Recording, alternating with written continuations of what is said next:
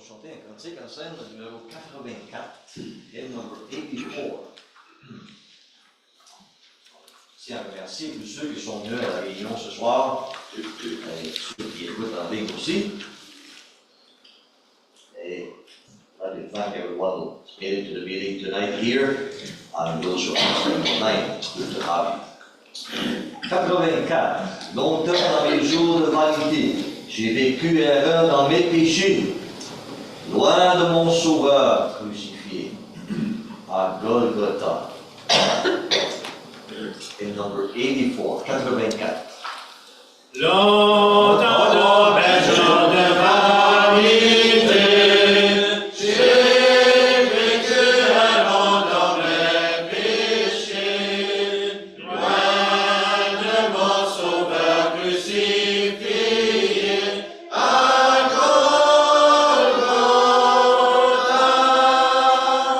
Là, l'amour de Dieu se révéla,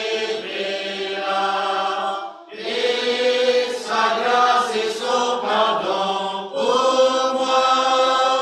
À Jésus, son Fils, mort sur la croix, à Golgotha.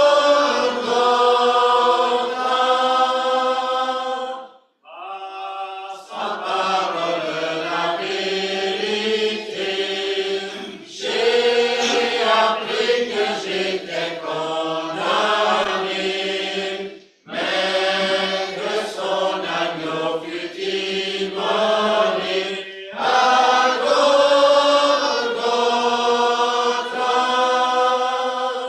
Là, l'amour de Dieu se révéla, et sa grâce et son pardon pour moi. À Jésus, son Fils, mort sur la croix, à Golgotha.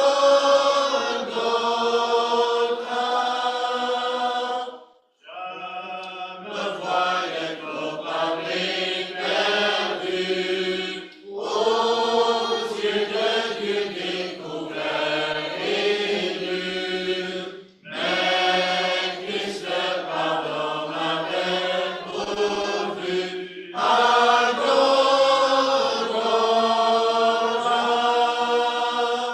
Là, l'amour de Dieu se révéla, et sa grâce et son pardon pour moi. À Jésus, son Fils, mort sur la croix, à Golgotha.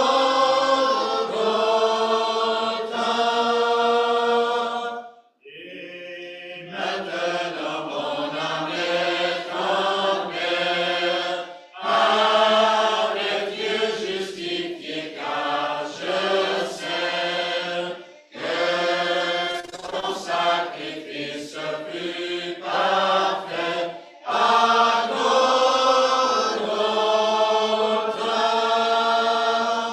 Là, l'amour de Dieu se révéla, et sa grâce et son pardon pour moi. À Jésus, son Fils, mort sur la croix, à Golgotha.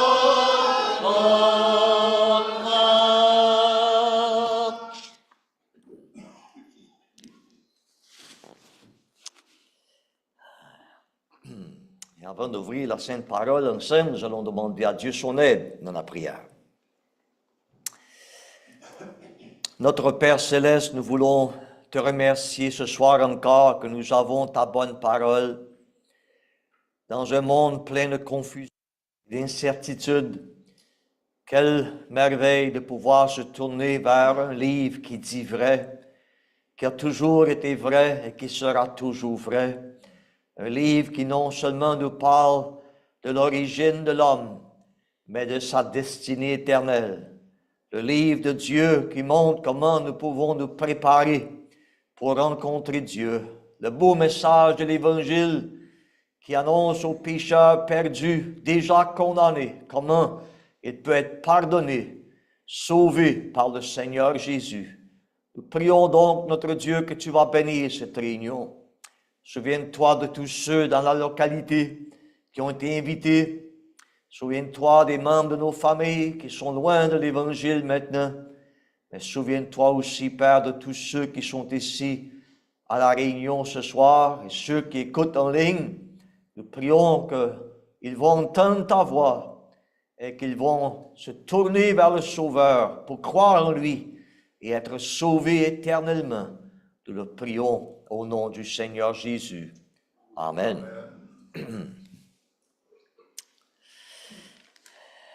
Merveilleux de pouvoir avoir des réunions d'évangile. Ça m'a frappé hier soir, après la réunion, j'étais à la station-service pour mettre du gaz. Et j'ai donné une invitation au garçon en dedans. Mais avant de lui donner une invitation, il m'a regardé et dit tu es bien habillé ce soir? J'étais en habit, bien entendu. Je dis oui, j'arrive d'une réunion d'évangile. Il dit réunion d'évangile? C'est quoi ça? Quoi ça? Ça nous montre comment on vit dans un monde que les gens sont très étrangers même au langage de la Bible. Donc, j'ai pu le temps de lui expliquer c'est quoi l'Évangile, de quelques mots, avec une invitation et un traité du chemin de destinée. Il a dit qu'il allait lire à la maison. Donc, on ne sait jamais, Dieu peut utiliser sa parole. Mais ça m'a frappé à nouveau de voir comment, parmi la jeunesse surtout, il y a beaucoup de garçons, beaucoup de jeunes hommes, beaucoup de jeunes femmes. Même le mot évangile, c'est étrange pour eux, ils ne connaissent pas ça. De penser que vous êtes ici ce soir, vous savez c'est quoi l'évangile. C'est un grand privilège. J'espère que vous n'allez pas négliger le privilège et laisser cette opportunité vous glisser entre les doigts et que vous allez être sauvés pendant qu'il en est temps. On va lire ensemble dans Jérémie, s'il vous plaît. Le livre de Jérémie, et au chapitre 20, Jeremiah chapter 20, one passage.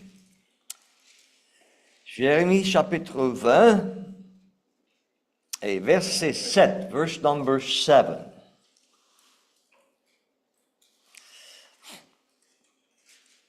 Jeremiah 20 and 7.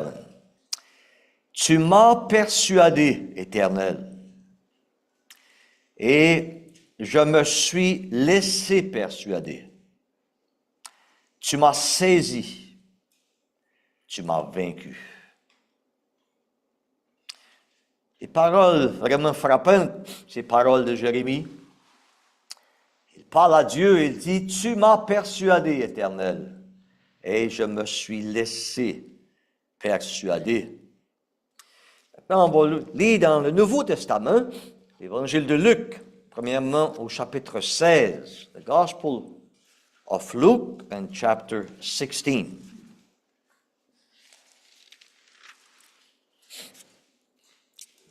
Luc chapitre 16, et on va lire à la fin de cette histoire solennelle de l'homme riche en enfer, au verset 27, verse 27 of Luke 16.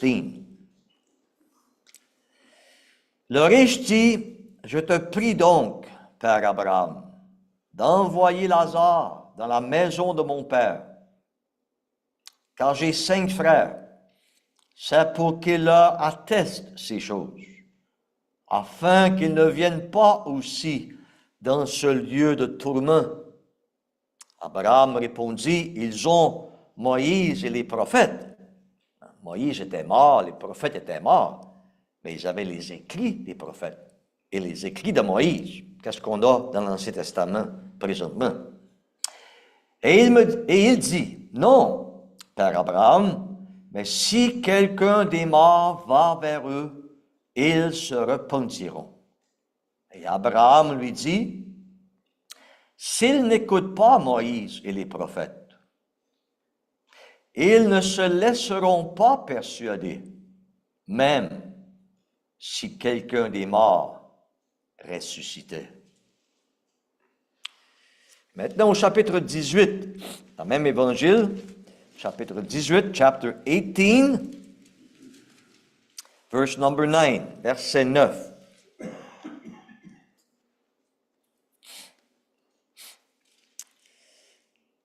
Luc 18, verset 9. Il dit encore cette parabole en vue de certaines personnes se persuadant qu'elles étaient justes et ne faisant aucun cas des autres.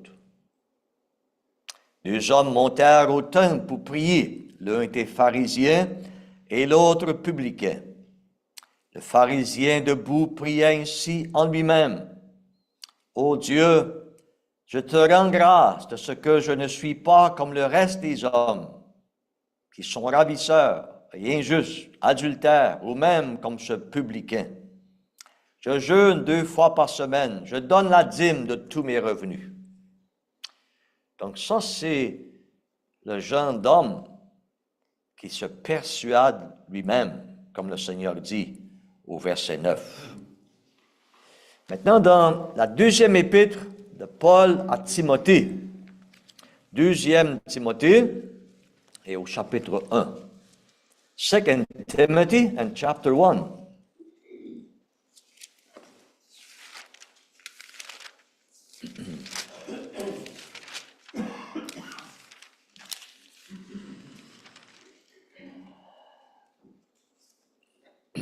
On lit juste un court passage ici, au verset 12.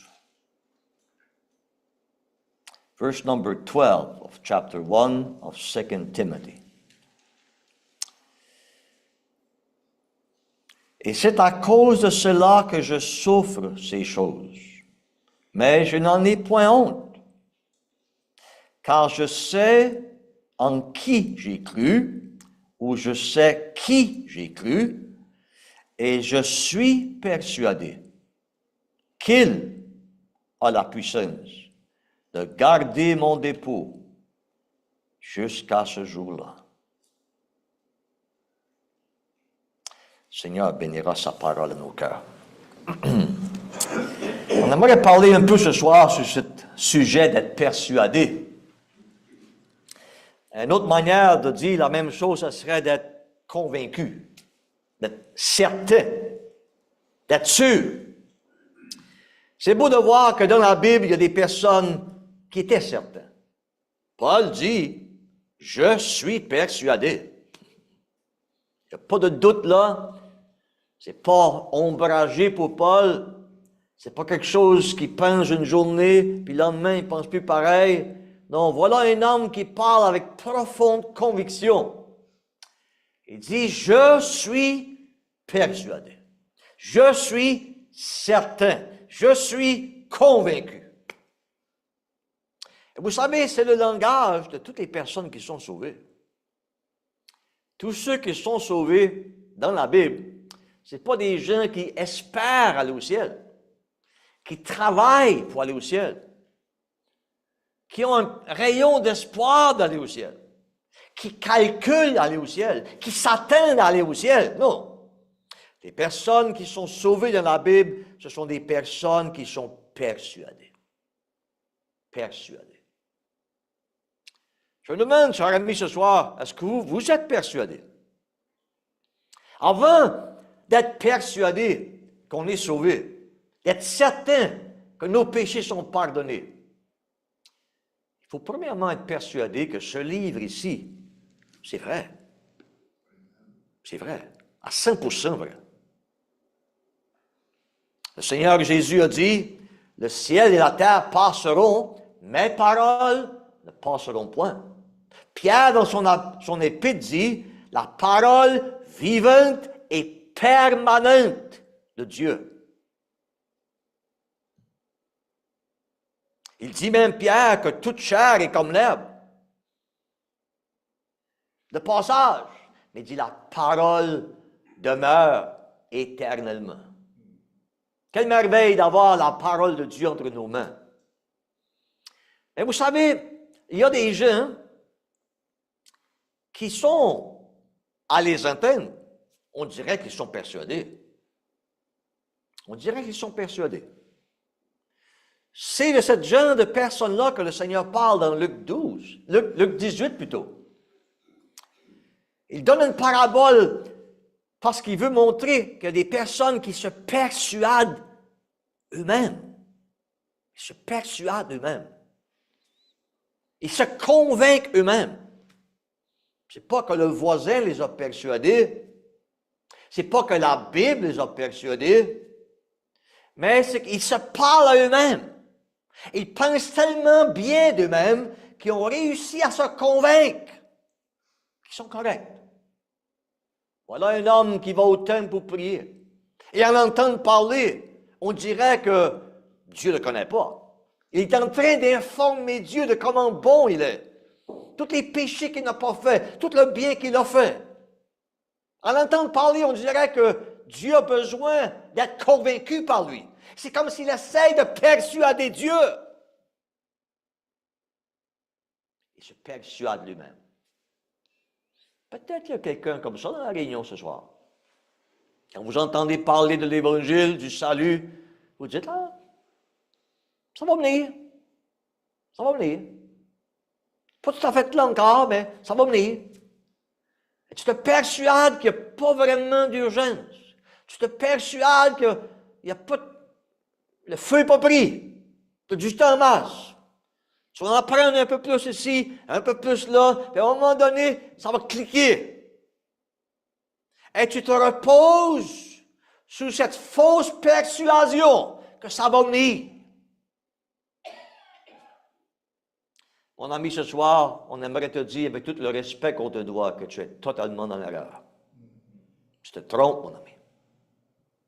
Peut-être que c'est Satan qui a réussi à te mettre ces idées-là dans la tête. Aussi longtemps que tu penses que ça va venir. C'est comme le diable t'a entre ses bras, puis il est en train de t'endormir comme il faut. Peut-être que des fois où la parole de Dieu t'a tellement piqué dans ton cœur et dans ta conscience que tu réalises, oh, j'ai un problème, j'ai péché.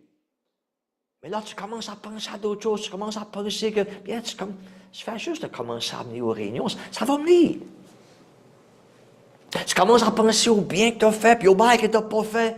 Puis là, tu as comme un genre de feeling qui te réassure que tout n'est pas si pire que ça. Vous savez ce qu'il est en train de faire? C'est le diable t'a comme un petit bébé dans ses bras.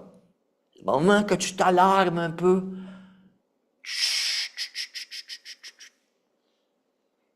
hein? Comme la maman fait avec son enfant lorsqu'il commence à pleurer. Elle le prend, elle le colle, elle le serre, puis elle le berce un peu, elle va dire c'est ce que le diable est en train de faire avec toi. Tu ne le réalises pas, mais c'est ça qu'il fait avec toi. Le Seigneur nous montre dans Luc chapitre 18 la folie de quelqu'un qui se persuade d'eux-mêmes. Si je me tiens devant le miroir, puis je me dis, Gérard, tu mesures 6 pieds 4. Est-ce que je suis 6 pieds 4?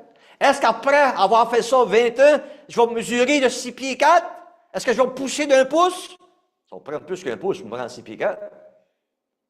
Non, je peux me dire toutes sortes de choses. Je peux me convaincre de toutes sortes de choses. Mais ça ne change rien au fait que je ne serai jamais à 6 pieds 4. N'est-ce pas? Tu as beau te faire des accroires, te dire des choses à toi-même pour te réassurer, pour te réconforter, pour te calmer dans ta tête parce que Dieu te trouble. Ça ne va jamais régler ton problème. Jamais. Non, mon ami, ce soir, ce que tu as besoin, c'est que Dieu te persuade. Ça va faire la différence.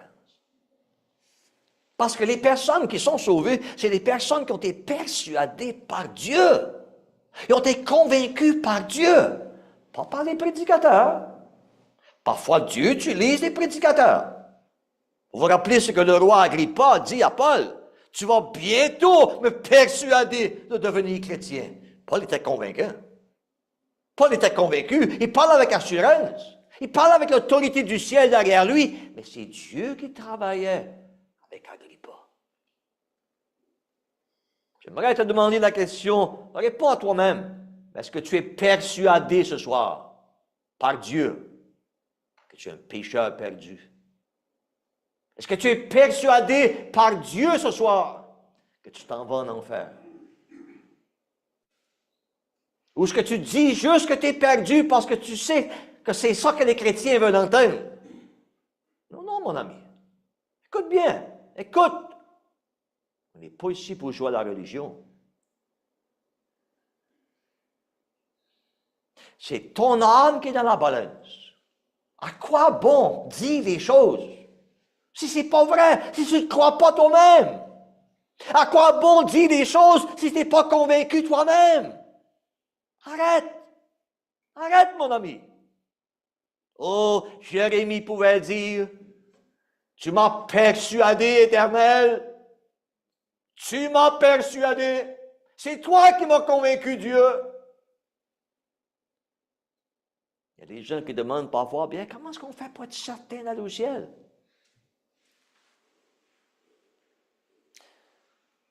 Cette question-là peut être répondue par une autre question. Comment est-ce qu'on fait certain qu'on est perdu? Comment est-ce qu'on fait pour savoir, pour sûr que je suis perdu? Est-ce que tu es perdu ce soir? Il dit, oui. Comment tu fais pour savoir? Un ange qui t'a apparu? Un rêve? Une vision? Une peur? Non. Une seule manière, mon ami, qu'on peut être à 100% certain qu'on est perdu. Parce que Dieu le dit. Voilà, la parole de Dieu. Oh, Jérémie dit, tu m'as persuadé, Éternel.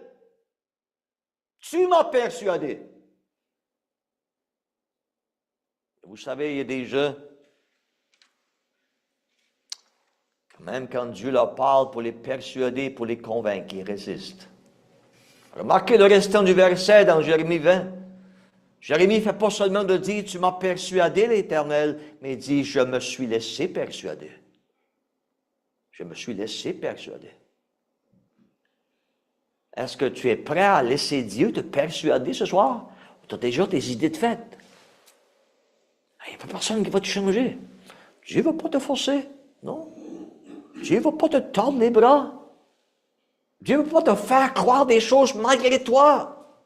Mais Dieu met toutes les évidences devant toi. Dieu te donne sa parole pour te convaincre, pour te persuader, mon ami. Vas-tu te laisser persuader? Ou tu vas continuer avec tes propres idées? Oh, Dieu dit bien par le prophète Ésaïe que le méchant abandonne sa voie et l'homme d'iniquité ses pensées. L'homme doit abandonner ses pensées. Il doit changer son idée. Il doit se ranger du côté de Dieu. Pas juste pour paraître bien, mais pour être persuadé. Qu'est-ce que Dieu dit? C'est vrai. C'est vrai.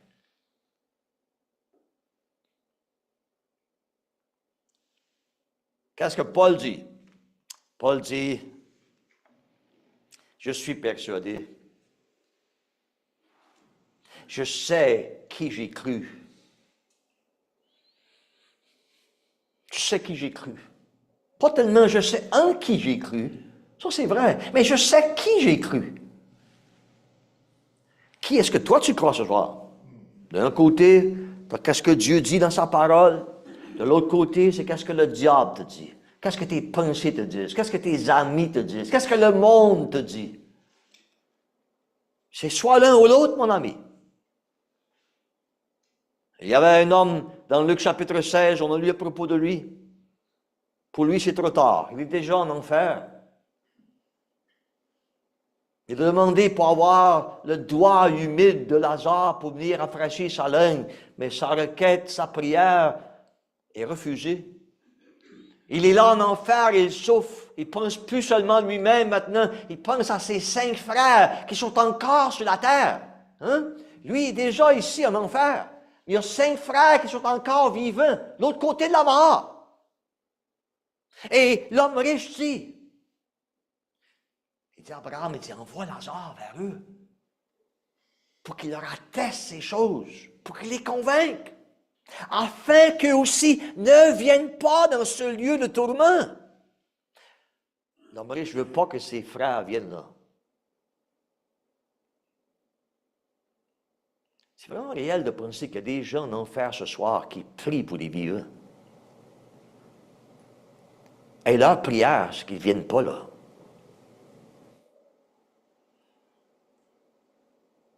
Hey, Abraham dit non. Non. Non, ils ont Moïse et les prophètes. Ils ont la parole de Dieu. Ils ont les écrits inspirés. Qui les écoutent. Mais l'homme riche est encore sans repentance. Il n'y a pas de repentance en enfer. Il dit non. Ceux qui sont en enfer disent toujours non. Ils ne sont pas d'accord avec Dieu. Non, il dit. Mais si quelqu'un des morts ressuscite et va vers eux, ils vont être convaincus, ils vont être persuadés, ils vont se repentir.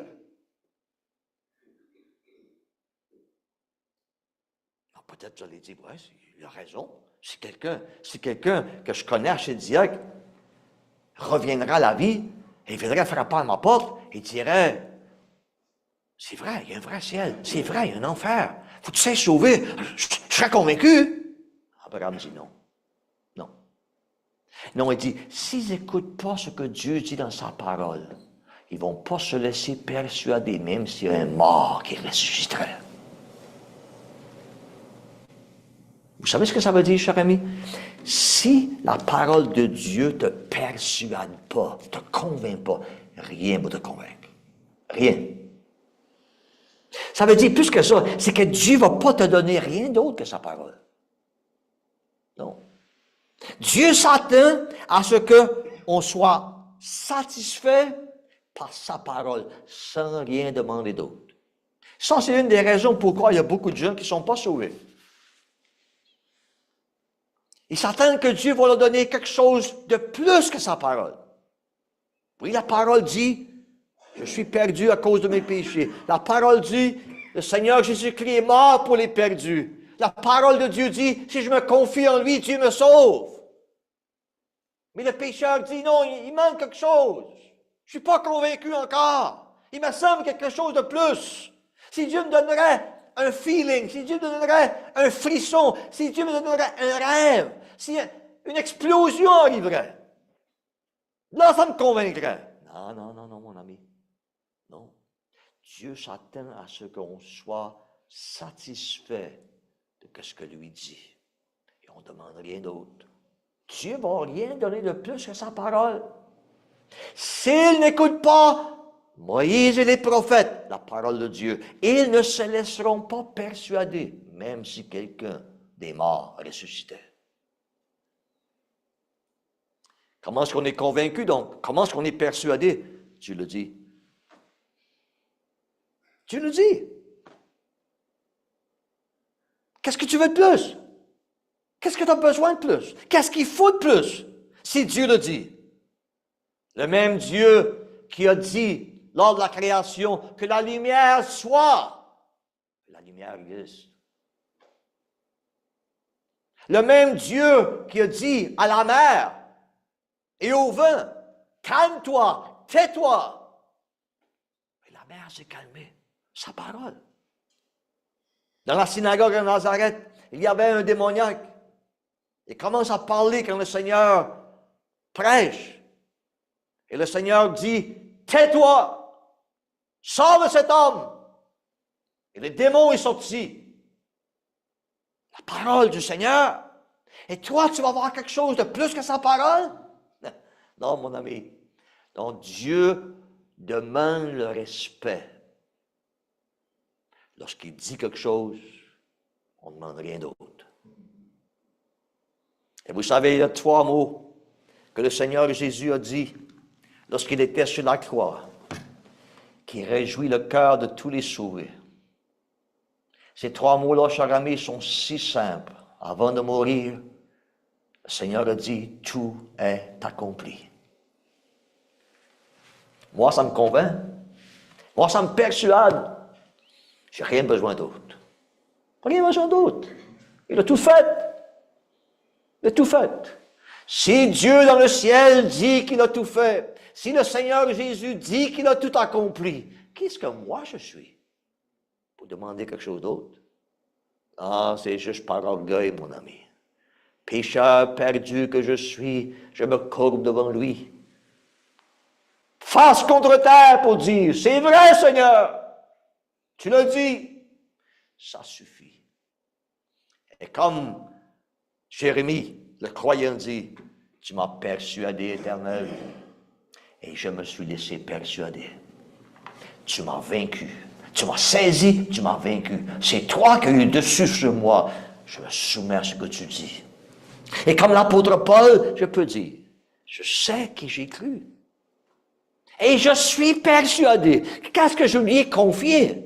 Le salut de mon âme. Il a la puissance de le garder jusqu'à ce jour-là. Je lui fais confiance. Est-ce que toi, tu vas lui faire confiance ce soir? Le moment que tu vas prendre Dieu au mot, que tu vas croire ce que lui dit, toi aussi, tu vas te persuader. Et tu vas savoir, je ne suis pas sauvé parce que Gérard l'a dit. Je ne suis pas sauvé parce que j'ai eu des pensées dans ma tête. Je suis sauvé parce que Dieu le dit. Et lorsque Dieu le dit, mon ami, il n'y a rien d'autre qui peut changer ça. Qu'il fasse beau, qu'il fasse mauvais temps, que la foule s'enrage, que le diable soit en colère. Peu importe ce qui va arriver, mon ami. Ce que Dieu dit, ça demeure éternellement. Que Dieu bénisse sa parole.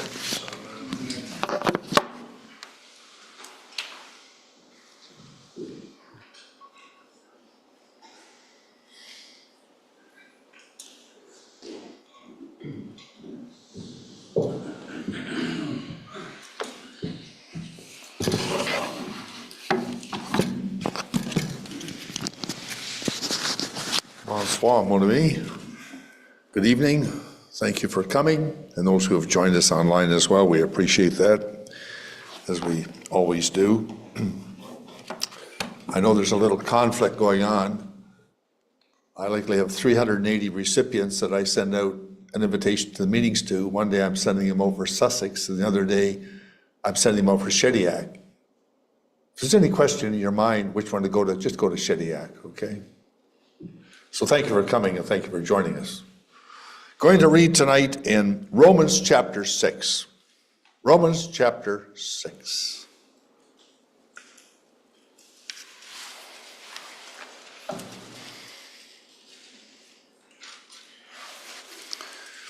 Verse 23.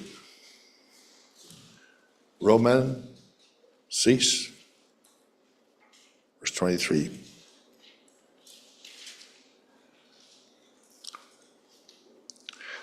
For the wages of sin is death, but the gift of God is eternal life through Jesus Christ our Lord.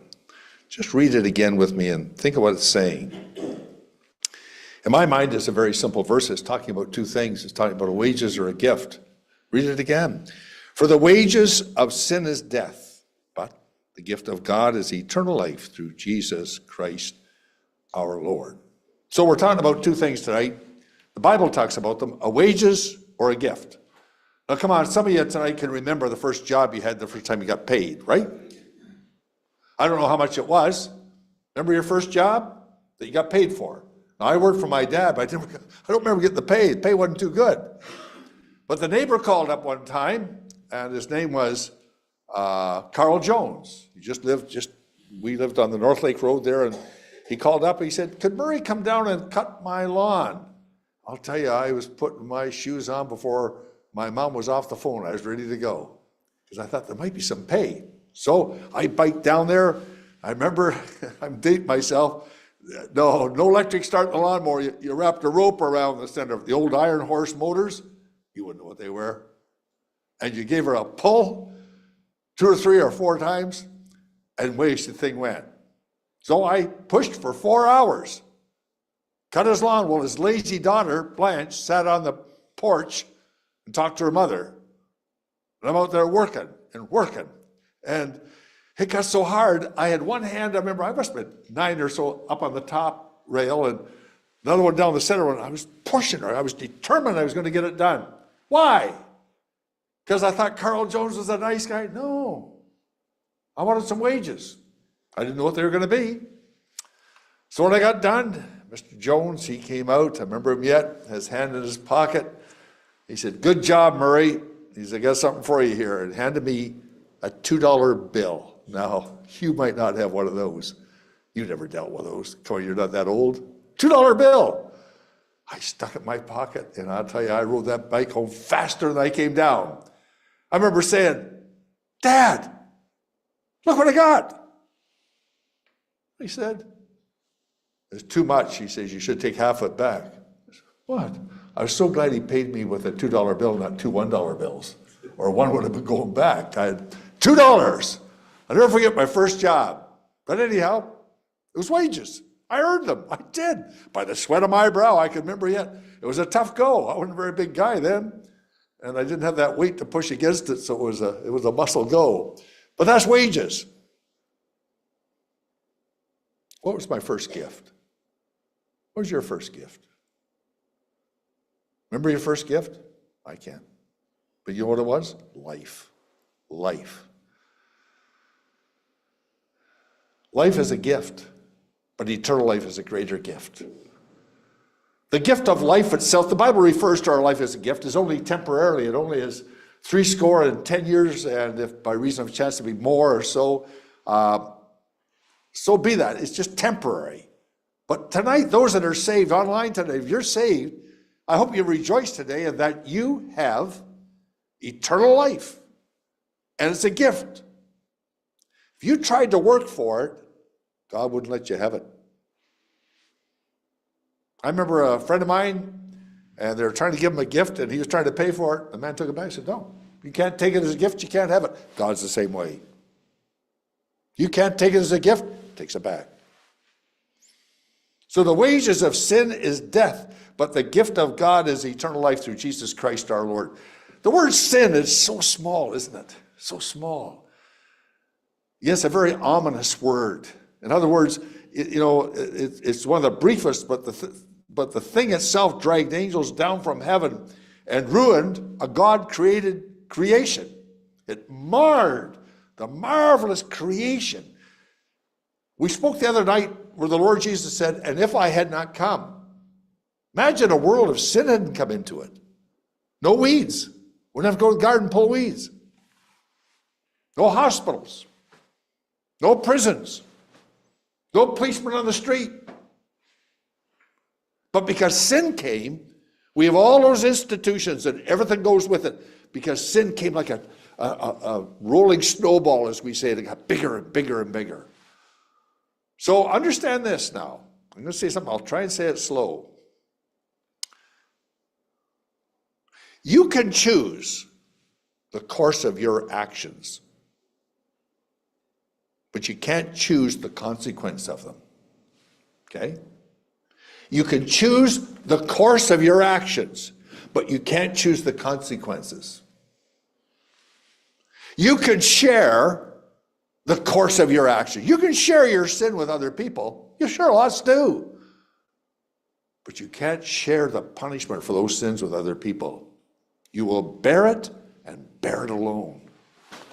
So Paul writes here at the end, he says, "For the wages of sin is death, but the gift of God is eternal life through Jesus Christ our Lord." I mean, think of it. It reached into heaven and it brought angels down.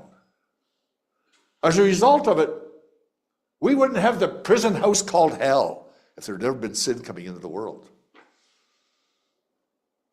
And it is eternal. That's why the sufferings of the Savior at Calvary were unmeasurable. Because God literally took eternal punishment, which was due me and due everyone, and contracted it into a matter of hours and put it upon his Son. And now he can come out to you and say, "You're forgiven." He can come out and say, "Here's the gift. Eternal life through Jesus Christ our Lord." The wages of sin is death, but the gift of God is eternal life through Jesus Christ our Lord. Very important. You know, sin is the ultimate paymaster. Remember those, I don't know, those check writers they used to use? Now it's all electronic, I realize that, but I can remember seeing them at businesses, and I think in our office years ago, we had one called the Paymaster. You put the numbers in, whatever it was, pulled the handle down, and punched it into the check. That was the Paymaster. My friend, the Paymaster started back in Genesis chapter 3 and in chapter 4. When Adam sinned against God, his wages started to build. Do you understand tonight? What is owing to you in wages is greater tonight than it was last night. It is. There's a verse in the Bible, the prophet says, the iniquity, the cup of the Amorites is not yet full, but it was filling. It was filling. So are yours. So are yours. The wages of sin is death. So, wages today determine how you're going to live, right? Is that not? You agreed? Wages today determine how you're going to live. Wages for eternity determine how you're going to die. Let me just give you that one more time, just so we got it clear. Wages today determine how you live. These wages determine how you die. And I was thinking not too long ago, walking through the stores. In the 90s, remember in the 90s, if you bought Tylenol, extra strength. If you bought whatever extra, it was always, remember the little and large bottle, it would be always extra, extra, extra. That all changed. Go through the same stores today, what do you read? You buy something light. Whatever it is, it's L-I-T-E, it's light, it's light, it's light, it's light. My friend, that hasn't changed when it comes to sin with God. God loves you tonight with a love that I can't quantify or qualify. I can just tell you what the text tells me behind, that God loves you, but he hates your sin. Because you know why? It cost him the death of his son. So you tonight could indeed be saved and know your sins forgiven. So, again, let's come back to it. Either you're earning a wage or you receive the gift. As soon as you receive the gift, wages are all done. Doesn't mean we don't sin. But the blood of Jesus Christ, his son, cleanseth us from all sin. Sometimes people have a bit of a problem with sins in the future being forgiven, right? Sometimes people say, well, I can understand my sins being forgiven now. What about my future sins? Listen, when Christ died on the cross, all your sins were in the future. So are mine. So when I trusted his son, I came into the good of what happened at Calvary.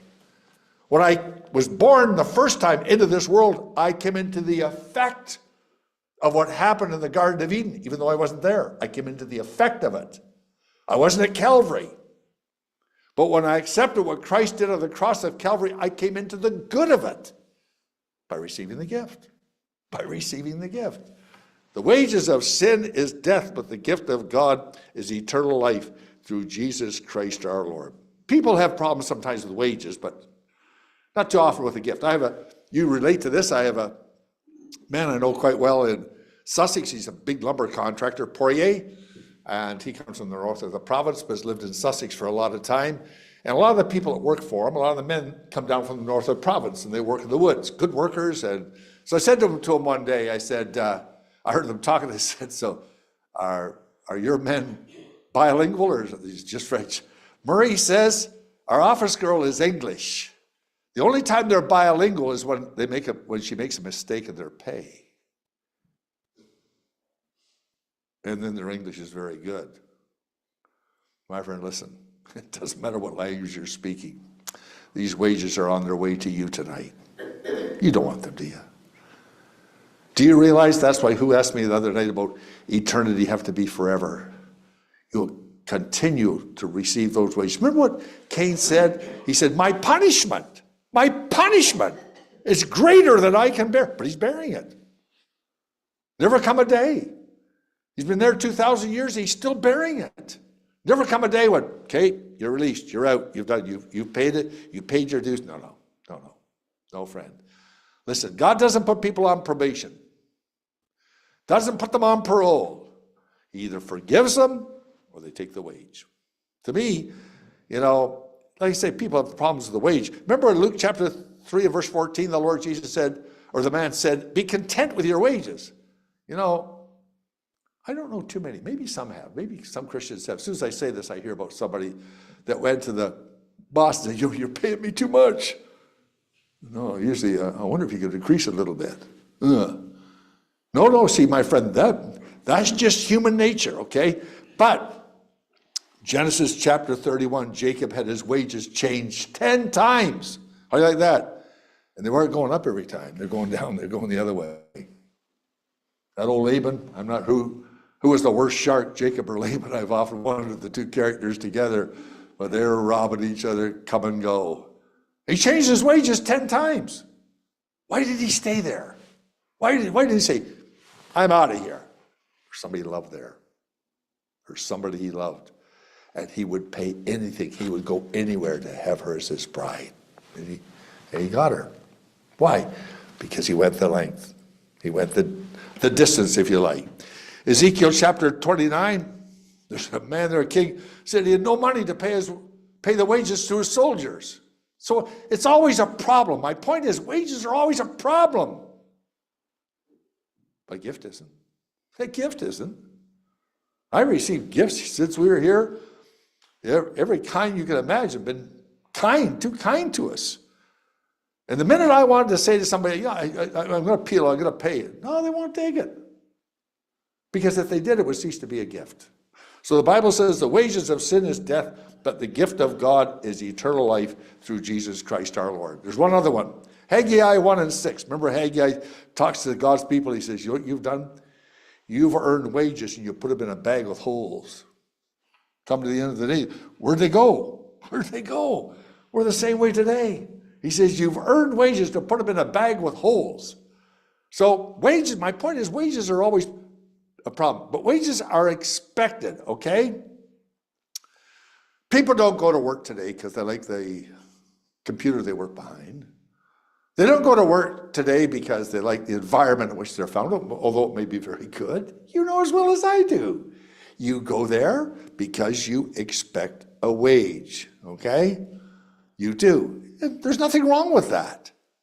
But I've got to tell you, friend, you've got to expect this wage. Nothing unfair with God. He'll measure out to you for every sin. At that great white throne of judgment here, every sin that you have committed, you've forgotten, will leap to life and put its finger in your face and say, guilty. And you'll have nothing to say. Because the purpose of that great white throne judgment is not to determine where you're going to be. No, that's determined before you die. The purpose of the great white throne judgment is to justify God. Your mouth will be closed, and you will have to admit God is just. He's right. Something you won't admit now. Night I was saved. Whatever God said He wanted to do with me, He was right. I was just broken. I was just to a point where I just wanted to be saved.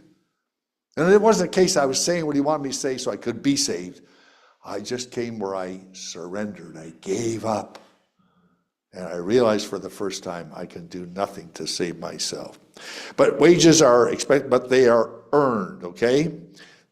Today we have, I know our boys have it in their business, and it's direct deposit, okay? You don't have to wait for the paycheck anymore. You just pick up the bank, and there it is, direct deposit. God does the same thing. Your wages have been directly deposited to your account by name. And when those books are opened, in that coming day, at that great white throne of judgment, when those books are opened, Gerard was speaking about it the other night, not only is your name missing,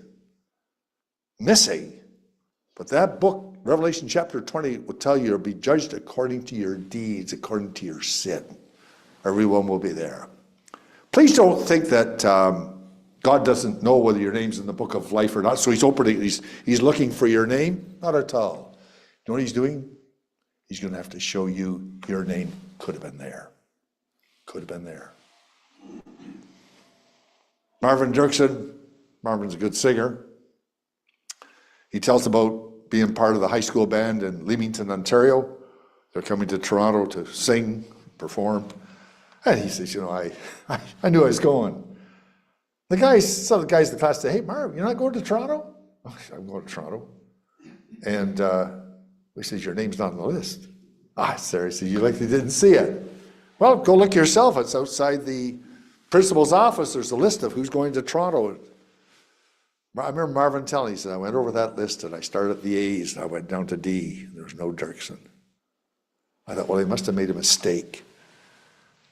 So that he went in the office and said, hey, I'm not going to Toronto. You know what they said? We didn't think you wanted to go. He wanted to go. I just never told him he wanted to go. You ever tell God that you want to go to heaven? Do you ever tell God, God, I want to go to heaven. I don't want to go to hell. Nothing wrong with that. But that's the truth of the wages. They are not only expected, they're earned, but more than that, they will be exact. Exact. Somebody may have underpaid you or overpaid you, but not with this. These wages will be exact. They will be written, Job says, with a pen of iron. No mistake. No mistake. They will be just so precise and so exact. There'll be no arguing, no disputing. There they will be. But I stand here today, honestly, it thrills me that I don't have to face that. I'm so glad. I'm thankful I've just accepted the gift in all my simplicity. I accepted the gift. I don't have to have the wages. You accept the gift, man, you won't have to go through the wages. If you don't, my dear, you're going to have to take the wages. You know more than that? If you die in your sins and go down to hell, you will remember this gospel meeting, this Tuesday night, right here. Yes, Tuesday, right here in this hall. You will remember where you sat. And you'll have to say, I heard that. I heard that. I'm receiving the due, like the thief who said it in time, I received the due reward of my deeds. And to think you'll be there forever and ever, that's something that literally boggles my mind. I think of guys I went to school with, they're younger than I am. A friend of mine, he's a doctor in Ontario, keeps sending me people that die. I've told you this before, and I look at the name and I think, wow, he's 10, 12 years younger than him. He's gone? Yeah, he's gone. Didn't plan on going that early, but he's gone. Others, I think of a banker I had when I first started in business. He and his wife died one day apart. He died on Wednesday, she died on Thursday. Mr. Willis. I talked to him, never talked to his wife. Oh, being saved. They died. I think of how many years they've been there. Wake up, and they don't know whether it's day or night. All I can hear is the cry of other people in a place where they never wanted to be. With shoulders to people that they'd never lived beside or walked beside, they'll be there. What are they doing? Receiving the wages. Receiving the wages. So the wages will be earned, expected they're earned, they will be exact. But more than that, I remember flying from Boston. I was flying commercial one time, Boston to, might have been out west to Iowa. There's a man kept pulling his ticket out. And the stewardess is very kind. She came along and she said to him, sir, she said, you are having a problem, she said. She sat down beside him. She took the ticket out. She said, you are booked through to Detroit, sir, and your luggage is booked with you to your destination. How true of our sins. You'll have to claim them. You'll have to take the baggage. You'll have to say it's mine. Terrible to think of it. When all it takes for you tonight is to thank God for the gift. What else could you do? I don't mean to tell another, it just came into my mind. One time flying, the only time I think I flew WestJet, come back from Toronto, fellow sit beside me. They come down, they take your orders, and so I said, mine order. So the fellow's over there, a little stewardess, she wasn't very high, and says, sir, what'd you like? And he says, I'll have give him the drink, I don't know the names of the drinks, Martini, whatever, with a whatever. And then finally she said, and I said, sir, the words, please. Oh, she said, thank you. So she's pretty smart. Went and got what he wanted, came back, passed it to him, but she hung on to it. She'd hand me mine. I said, thank you. And he's wanting to pull it. I said, sir, it's thank you. Oh, thank you. Gave it to him. I said, if you haven't learned this before, you've learned it on this flight. It's called please and thank you.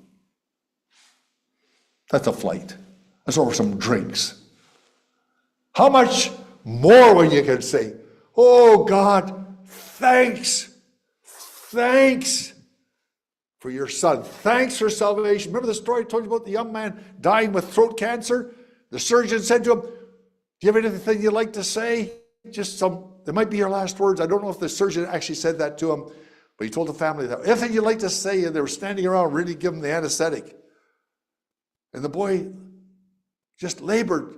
And he said this, thank God for Jesus Christ. Last words he ever spoke. What will be your last words? Let those be the words tonight, my friend. Don't perish. Don't go for the wages. Go for the gift tonight. Go for what is something that you never earned or something that will never be yours, but something that comes to you from God himself and will give you simply by asking. That's what he says. Doesn't he say? Matthew chapter 7, verse number 7. Ask, and ye shall receive. Seek, ye shall find. Knock, it shall be opened unto you. If you ever have trouble, Christians, remembering the order of those, it's A-S-K. Oh, sorry, in English. Not sure what it is in French. In English, it's A for ask, seek, knock. Notice how the intensity gets more. I ask, then I seek, and then I knock. Will he turn away? No, my friend, not at all. Just the opposite. He stands ready to pardon you, ready to give. The last thing that God wants to do is measure out the wages. The last thing. It's not that it's so against the character of God. Said the Lord Jesus himself, I came not to condemn the world, but to save it. You've condemned yourself. You've written your own sentence. And God's got to mete it out to you. There's no avoiding it, except if you accept the gift. Because it's when you accept the gift, then the wages are canceled. You'll be so glad to say, my sin, oh, the bliss of this glorious thought. My sin, not in part but the whole, was nailed to his cross. I bear it no more. Praise the Lord. Praise the Lord, oh my soul. Do you not long for the day when you can sit with these Christians here on a Sunday morning and break bread? You have to. I'd love to be there to receive the bread from your hand and the cup from your hand, to share in the same fellowship. I have those back that I've broke bread with. They're bigger men than me. They could put me down with one hand and bury me with the other.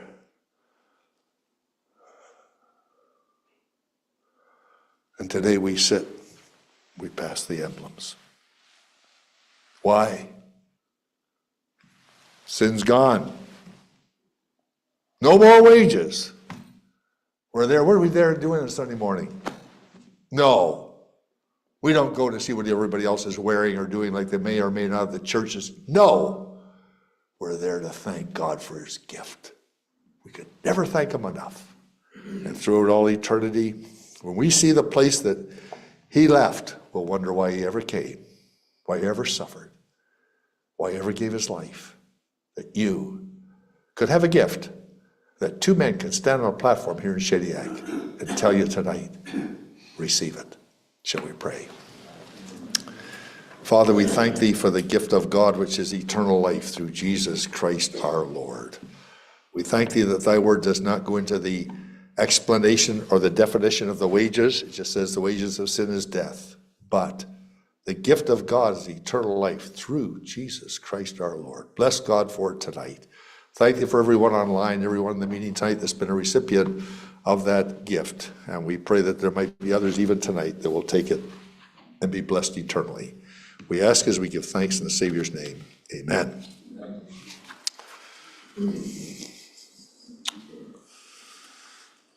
Okay.